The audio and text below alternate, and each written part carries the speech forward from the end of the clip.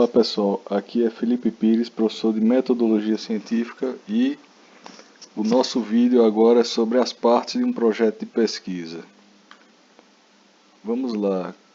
Quais são as partes de um projeto de pesquisa? Em primeiro lugar, você terá um tema.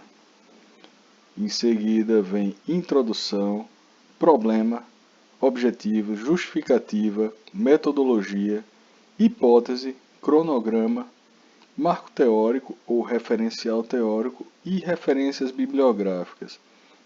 É importante salientar que nem todos estes tópicos são pedidos pelas instituições, há uma variedade grande, mas quando não são pedidos, é claro que fica implícito que existe uma lógica do projeto de pesquisa. E a ordem em que é pedido às vezes muda, mas continua a mesma lógica, digamos assim. Então, tudo começa com um tema. O que é um tema? Veja, eu vou falar sobre essas partes agora de uma maneira superficial e depois eu entro com um vídeo para cada uma ou duas partes, digamos assim, para a gente aprofundar melhor cada parte que compõe um projeto de pesquisa, né? Então vamos lá, o tema. O tema é, vamos dizer, de maneira bem rasa, o assunto do qual se trata o seu futuro trabalho. Né? Qual é o assunto do trabalho? Né? Você tem um tema. E aí você tem uma introdução. A partir do tema você tem uma introdução, onde é muito, digamos assim, intuitivo perceber, né, que a introdução vai introduzir, né, o tema ao leitor. Vamos imaginar que muitas vezes os leitores eles não sabem do que aquilo se trata, eles nunca ouviram falar naquilo do qual você está falando, e isso é muito comum na área acadêmica. A gente tratar de assuntos que as pessoas nunca ouviram falar, então você vai introduzir esse assunto ao leitor do seu trabalho. Ou do seu projeto, no caso, né? No caso do seu projeto.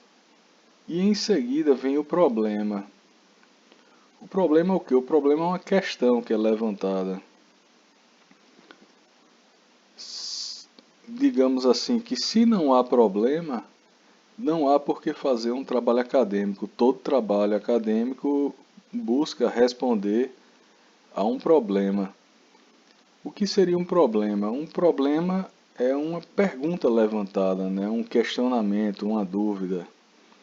Algo que você percebe no mundo real, digamos assim, né? No seu dia a dia, que você enxerga como algo a ser questionado, a ser resolvido, né? A se buscar uma resposta para aquilo. Então você levanta uma dúvida, uma pergunta. E aí em seguida vem o objetivo. O objetivo, ele decorre do problema. Vamos dizer assim, que se eu levanto uma pergunta, eu estabeleço para mim mesmo um objetivo de responder essa pergunta. De responder aquilo ali. Por exemplo, se eu pergunto, vamos dizer, um tema atual, qual a cura do coronavírus? Eu coloco para mim mesmo o objetivo de descobrir qual é a cura do coronavírus. Por isso que às vezes algumas dessas partes ficam implícitas. Por exemplo, se a instituição pede só o objetivo da sua pesquisa, ou se você coloca só o objetivo, o problema ele está implícito no objetivo. Se você coloca só o problema, veja, isso não é muito comum de se fazer, colocar só o problema. Se você for escolher um para colocar, coloque o objetivo e não o problema. Mas se você colocar só o problema, o objetivo, de certa forma, ele já meio que decorre do problema, né?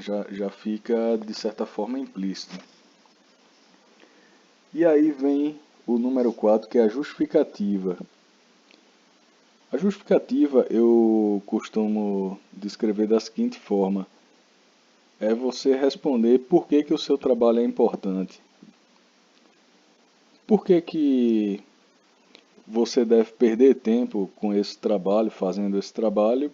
Por que que as pessoas devem perder tempo, vamos dizer assim, lendo o seu trabalho, né? Por que que a sociedade deve investir, digamos assim, seus recursos para que você faça esse trabalho? Por que uma agência, digamos assim, como a CAPES ou CNPq, deveria lhe dar uma bolsa de estudos, por exemplo, para que você faça esse trabalho? Ou seja, qual a importância do seu trabalho, digamos assim, de uma forma geral, né? Então você tem que justificar o seu trabalho. Mas não é nada para, digamos assim, para arrancar os cabelos não, né? Não precisa ser, você não precisa descobrir a cura do câncer ou coisa do tipo, né? Tem que ter uma justificativa mínima. Então vem a metodologia, ou seja, se eu levanto uma questão, estabeleço um objetivo, falta dizer como é que eu vou atingir aquele objetivo, como é que eu vou chegar, né, na resposta a esse problema, como é que eu vou atingir, né, vou solucionar, né, o meu objetivo, digamos assim, vou atingir aquilo que eu busco. Então, a metodologia vai dar essa resposta, né? Aí vem a hipótese. Nem todo projeto levanta hipótese, mas digamos assim, muitas vezes a pessoa ela quer fazer a pesquisa e ela acha que já sabe a resposta. E muitas vezes no projeto a pessoa já levanta o problema e já dá a resposta. Não, você só pode dar a resposta quando você de fato fizer a pesquisa. Mas você pode estabelecer uma hipótese, ou várias, né?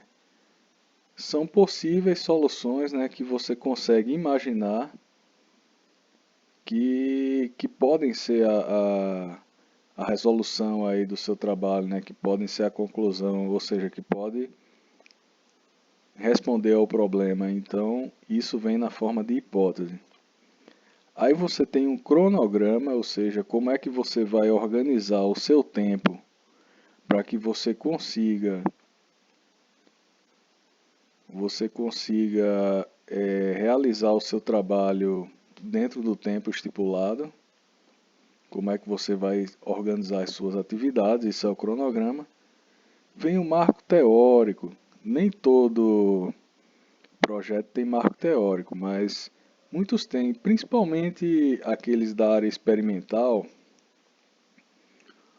onde você tem os conceitos, né, que são utilizados, e esses conceitos eles vêm de teóricos, né? Você faz o marco teórico, é uma espécie de revisão bibliográfica ali daqueles autores que vão trazer aqueles conceitos que vão sustentar ali a sua pesquisa, né?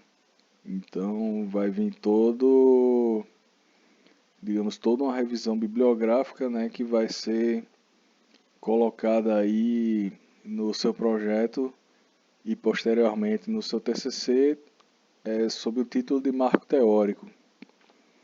E por fim vem as referências bibliográficas, ou seja, quais foram as referências, né, a bibliografia, os livros, os artigos, né,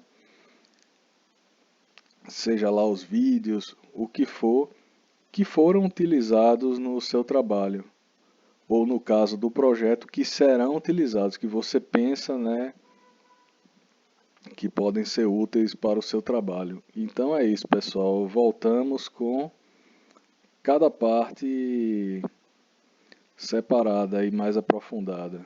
Um abraço e até a próxima.